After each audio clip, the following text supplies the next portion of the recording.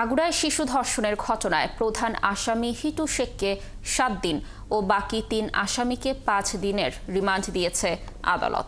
নিরাপত্তার স্বার্থে মধ্যরাতে আদালতে রিমান্ড শুনানি হলে এ আদেশ দেয় বিচারক।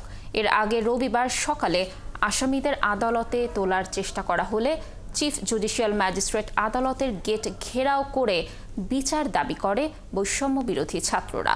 এ সময় তারা রাস্তা অবরুদ্ধ করে রাখে। আগামী 24 ঘন্টার মধ্যে বিচারের দাবি জানায় তারা।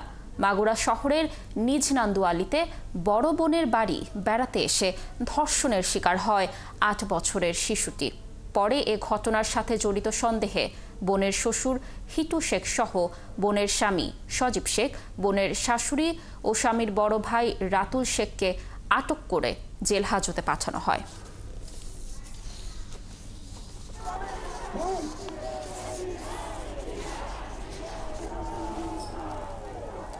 দর্শক, এই বিষয়ে আরো বিস্তারিত তথ্য জানাতে যুক্ত হচ্ছেন মাগুরা থেকে আমাদের সহকর্মী শরীফ তেহরান টুটুল।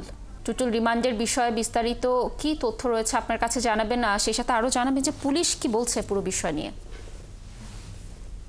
কানিজ, আপনাকে ধন্যবাদ। আসলে রাত এই যে আলোচিত ধর্ষণ মামলা, এই মামলায় রাত 12টার দিকে আসামিদেরকে এই চিফ জুডিশিয়াল ম্যাজিস্ট্রেট কোর্টে আনা হয় এবং সেখানে আব্দুল মতিনের যে আদালত, সেখানে তাদেরকে উপস্থিত করা হয় এবং সেখানে শুনানি হয় এবং শুনানি শেষে দীর্ঘ সময় শুনানি শেষে তার সেখানে আদেশ দেন প্রধান যে আসামি হিটু শেখ, তাকে 7 দিনের রিমান্ড দেওয়া হয় এবং বাকি 3 জন আসামি তাদেরকে 5 দিন করে রিমান্ড দেওয়া হয়। এই আবেদনে পুলিশের পক্ষ থেকে 10 দিনের রিমান্ড চাওয়া হয়েছিল, কিন্তু যেহেতু আসামি পক্ষে কোনো বিচারক ছিল না বিধায় পরবর্তীতে তাদেরকে 7 দিন এবং 5 দিন করে রিমান্ড দেওয়া হয়। আর পুলিশের পক্ষ থেকে বলা হয়েছে যে এই যে মামলা, এটি অনেক আলোচিত মামলা, অতএব তারা এই মামলা যথেষ্ট সূক্ষ্ম ভাবে তদন্ত সাপেক্ষেই এই মামলার চার্জশিট প্রদান করবেন বলেই তারা এখন পর্যন্ত সেই অবস্থানে অনড় রয়েছেন।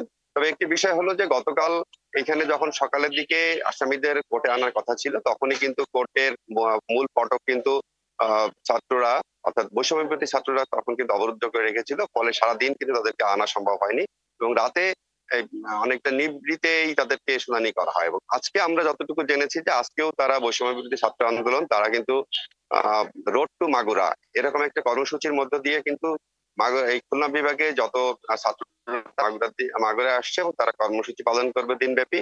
আজকেও তারা হয়তোবা এই কোর্ট চত্বর বা প্রধান সড়ক যে মহাসড়ক, সেটি বন্ধ করে দিয়ে তারা হয়তো কর্মসূচি পালন করবে, এরকম একটা পরিকল্পনা রয়েছে এবং আমরা যতটুকু জানতে পেরেছি। এবং তাদের কর্মসূচি শুরু হবে হয়তো 10টা বা 11টার পরেই হয়তো শুরু হবে।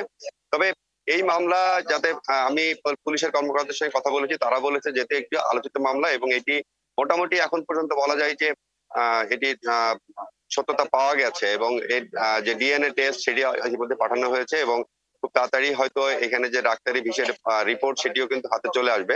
তখন তারা এইগুলো পর্যালোচনা করেই কিন্তু এই যে রিপোর্ট, সেই রিপোর্ট চার্জশিট, অর্থাৎ মামলা চার্জশিট দেওয়া হবে। এবং গতকাল আপনি জানেন যে এখানে ছাত্ররা কিন্তু 24 ঘন্টার মধ্যে বিচার দাবি করেছে এবং এই মামলাকে কেন্দ্র করে কিন্তু হাইকোর্ট কিন্তু আবারও একটি ইয়ে দিয়েছে যে 180 দিনের মধ্যে মামলা নিষ্পত্তি করতে হবে। যেহেতু আইনে আছে এবং হাইকোর্ট আবারও রুল দিয়েছে, সেই কারণে পুলিশ এই বিষয়ে সতর্ক রয়েছে। পুলিশ বলেছে তাদের কোন রকম যাতে কোনো গাফিলতি না থাকে, সেই জন্য তারা সর্বাত্মক চেষ্টা করবেন এবং এই মামলা যত দ্রুত সম্ভব তারা চার্জশিট প্রদান করলেই কিন্তু আদালতে এই মামলার মূল যে বিচার কার্য, সেটি শুরু হবে এবং আশা করা যাচ্ছে যে, এবং কালকে আমি বিচারকদের সাথে কথা বলেছি, বিচারকরাও আমি লয়ারদের সঙ্গে কথা বলেছি, লয়াররা বলেছেন যে যদি পুলিশের কার্যক্রম এবং পুলিশ, ডাক্তার এবং যে ডিএনএ রিপোর্ট সব যদি চলে আসে যথাসময়ে, তাহলে হয়তো 180 দিনের মধ্যেই এই মামলা বিচার কার্য সমাধান করা সম্ভব হবে। আমরা আশা করছি যে এই মামলা বিচার কার্য অতি দ্রুত শেষ হবে। আপনি এই বিষয়ে আরো তথ্য সংগ্রহ করতে থাকুন, আমরা নিশ্চয়ই আবার আপনার সাথে যুক্ত হয়ে তথ্য সংগ্রহের চেষ্টা করব। দর্শক, যেমনটি জানাচ্ছিলাম যে মাগুরায় শিশু ধর্ষণের ঘটনায় প্রধান আসামি হিটু শেখকে 7 দিন এবং বাকি 3 আসামিকে 5 দিনের রিমান্ড দেওয়া হয়েছে। এই বিষয়ে সর্বশেষ তথ্য জানাচ্ছিলেন আমাদের সহকর্মী।